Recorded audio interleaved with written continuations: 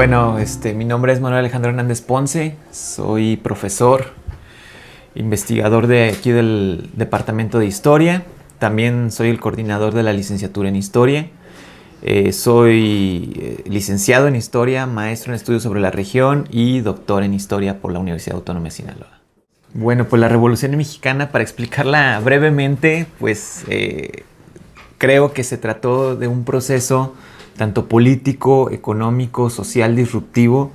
pues que para algunos autores transformó, digamos, que el sistema social mexicano, pero también para algunos autores fue la continuación o inclusive perfeccionamiento del Estado porfirista. Entonces, en este sentido, podemos hablar de la Revolución Mexicana en dos fases: una primera fase violenta, armada, y otra política que igual fue violenta, pero que quizás el movimiento de contingentes armados, las batallas, etcétera, pues fueron menores al proceso de 1910 a 1915. Sin embargo, podemos también pensar en la revolución como un proceso regional, en un sentido de que no necesariamente la revolución sucede al mismo tiempo en todo el país, ni con la misma violencia, ni estalla de la misma manera, ni tampoco se presenta en las mismas regiones. Podemos pensar, por ejemplo, en casos muy locales donde la revolución pues apenas aparece como una noticia de los viajeros o de la prensa, pero en algunos lugares donde la Revolución Mexicana cambia totalmente las dinámicas de vida, las formas de establecerse en la sociedad, e inclusive transforma el propio espacio en el que habitaban sus pobladores, ¿no? Entonces, la revolución debemos de dejarla de ver como ese fenómeno macrosocial que sucede al mismo tiempo a partir del 20 de noviembre de 1910, que todo México de repente pues agarra la carrillera y el rifle, ¿no? Sino que se trata de un proceso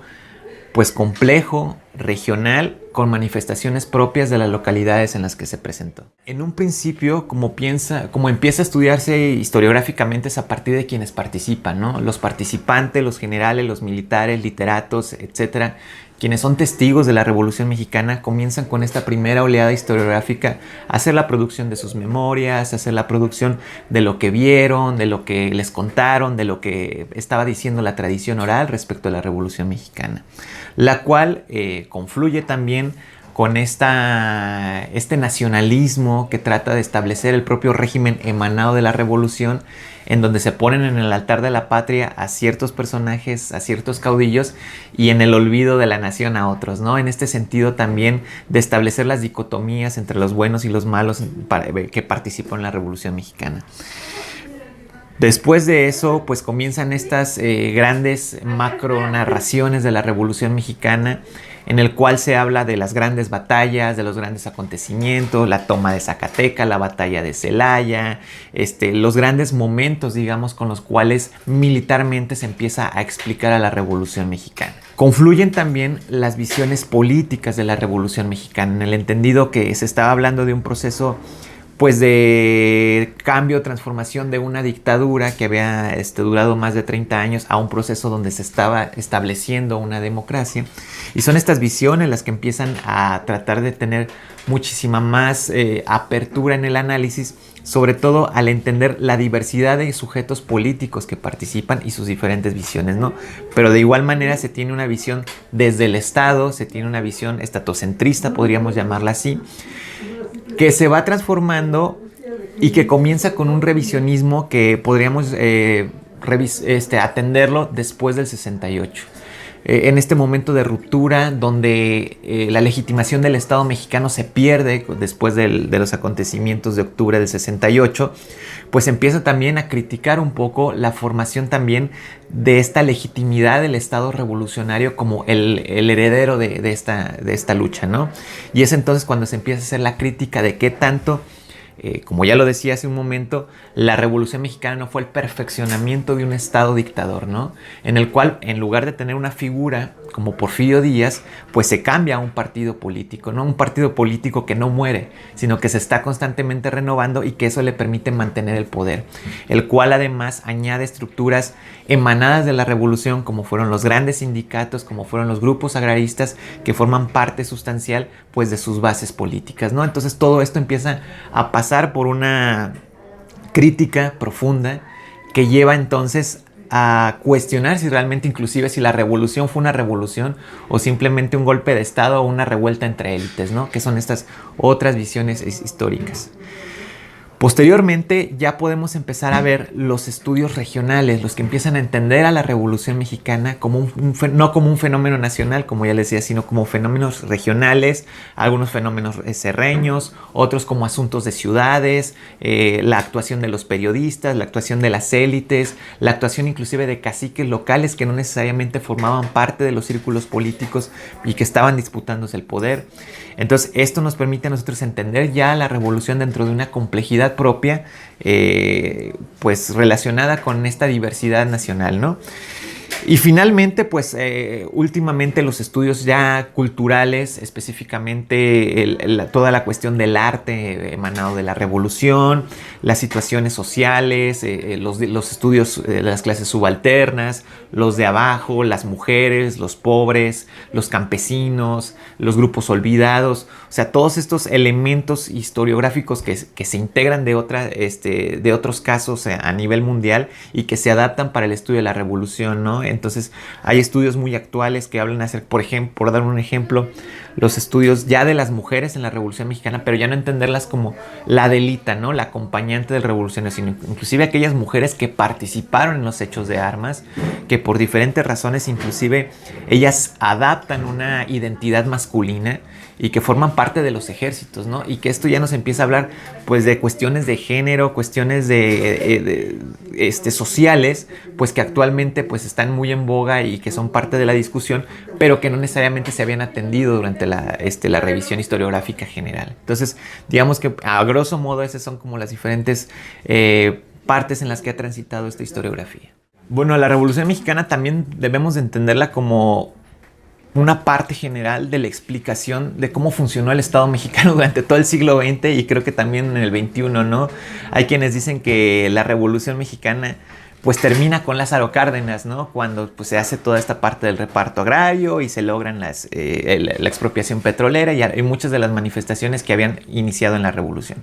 Hay quienes dicen que la Revolución Mexicana pues termina, por ejemplo, años antes con el término de la Guerra Cristera en el 29, con esta idea de que la Guerra Cristera es una continuación de esta lucha regional por, en este caso, por las conciencias, por el espíritu, por esta idea de relegar a la iglesia al orden privado y sacarlo del ámbito público. Pero después empiezan cuestionamientos sobre qué tanto esta revolución mexicana no se alarga, por ejemplo, como ya les decía hace un momento, hasta el 68, con esta ruptura con el Estado mexicano y ciertos sectores sociales, o 1994, con el surgimiento del Ejército Zapatista de Liberación Nacional, y empiezan los cuestionamientos de qué tanto la revolución nos heredó y qué tanto se resolvió, ¿no? Porque esta parte de los indígenas, pues era un tema todavía pendiente para el Estado Nacional. O también, pues quienes hablan de la Revolución Mexicana como un proceso político democrático en el cual pues se despide al partido en el poder en el 2000 y entonces comienza un nuevo régimen, el cual pues se pone en cuestionamiento cuando en el 2012 pues regresa el propio PRI al poder, ¿no? Entonces, que tanto esta ruptura pues fue simplemente un pequeño suspiro dentro del proceso democrático. Y es importante todo este estudio porque lo que se empieza a entender es que la Revolución Mexicana no solamente fue un proceso ni político o militar, fue un proceso social, fue un proceso cultural, un proceso económico que además no necesariamente está agotado. Hay muchísima historiografía al respecto. Sin embargo, todavía hay nuevos investigadores, hay nuevos historiadores, pues que estamos tratando de generar nuevas visiones. Por ejemplo, esta visión desde los extranjeros en cuanto a la Revolución Mexicana es algo que yo me he dedicado a explorar, pero ya no entendiéndolo como la Casa Blanca o los gobiernos europeos tratando de entender la Revolución Mexicana o de intervenir en la Revolución Mexicana, como por ejemplo el trabajo de Katz, sino que estamos hablando de cómo los individuos, los sujetos, los extranjeros, los que vivían en México, los que padecieron y pues resolvieron su existencia en el mundo revolucionario, pues atendieron de manera distinta a otros sujetos el proceso, ¿no? Entonces, las nuevas visiones historiográficas están todavía surgiendo. Como ya les decía, no hay pues nada agotado.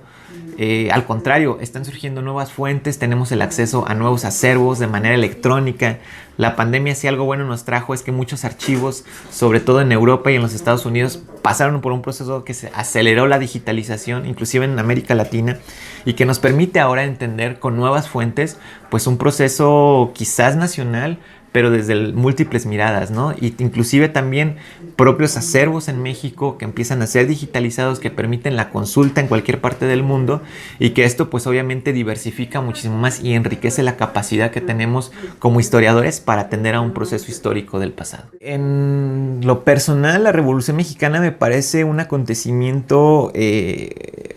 pues digamos que muy interesante, no solamente por la cantidad de fuentes que existen, ¿no? Y la diversidad de fuentes con las cuales podemos hacer el tratamiento, sino también